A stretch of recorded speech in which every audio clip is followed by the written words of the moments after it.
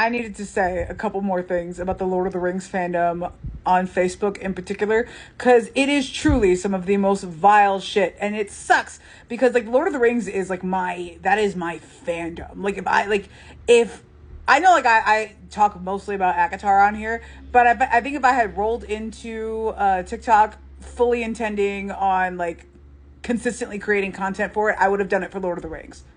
Like there is just something about this series that speaks to me, and I'm sure like it speaks to generations of people. It's so good, and it speaks to like these themes of it speaks to a lot of themes that we could use in our society, and it's also a really interesting example of a body of work being definitive as like the straight example of that work, while also being a deconstruction of that work, because Lord of the Rings and the Tolkien universe, it takes place mostly in the ruins of past civilizations.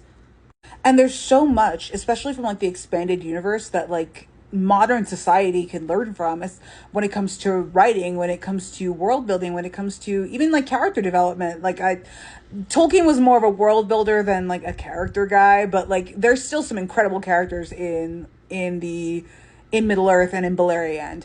And the Lord of the Rings fandom just constantly goes, that's nice, and then shits all over it.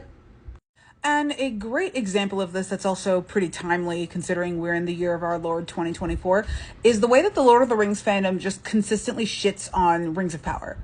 Like, people want new adaptations, they want new shit to talk about, and then as soon as the new thing comes out, everybody hates it.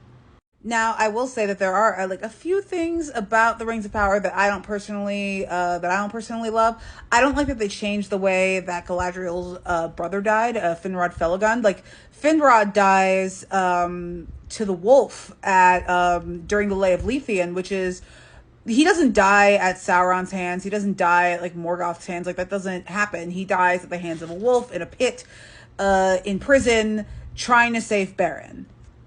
This whole reveal thing also, like, I'm not sure how this is going to go. I'm keeping an open mind about it, but I would have liked to see, like, a married Galadriel dealing with Celeborn, but I guess there's a reason why he's missing now. Like, I don't know what's going to happen with this. But either way, I don't hate this as much as I dislike the changes to Finrod Felagund. That being said, there is no fucking reason for the Lord of the Rings fandom to consistently be shitting on the show, and more importantly, shitting on people who watched the show and enjoyed it. And Lord of the Rings fandom is generally pretty shitty about adaptations. Like, I remember being very young and frequenting like Lord of the Rings forums when I was like 12 or 13, and kind of getting laughed out of there because the asshole adults in there were like, "Oh, you're probably here because you like Orlando Bloom," and I'm like, no, assholes. I was a Dominic Monaghan girly. And it really sucks because a lot of it comes down to with the asshole the asshole people in the Lord of the Rings fandom, it comes down to the women being centered in this story and the casting choices to make certain people of color. Like, I've seen them like all flipping out about like Amazon's like politically correct bullshit. And I'm just like, you want to call Amazon politically correct? Like, are you kidding me? Like, you want to talk to me about how this man and like this character didn't embody the spirit of Tolkien when this man spends half an episode grieving a tree? Are you kidding me? Like, I'm sorry, the Rings of Power isn't perfect, but there are definitely parts of it that really work. And it is touching upon some cool things because in the books we only get interracial elf human romances where the woman is the elf in question, is the immortal, and she is constantly having to like give up, like Luthien and Arwen, they give up their immortality for their human man. And while there isn't an incidence in the Silmarillion of an interracial elf-human relationship where the man ascends to immortality, that's Idril Celebrimbor and Tuor's son of Huor, we definitely don't have an instance of the immortal man giving up his immortality to be with the human woman of his dreams. And additionally, this is not like a virginal princess type. She is a woman of the people. She is a single mom. Like, I'm sorry, assholes. Like, this POC elf human relationship, completely original characters. This is good shit, and I will not apologize for saying so. Are there things about Rings of Power that need work? Yes.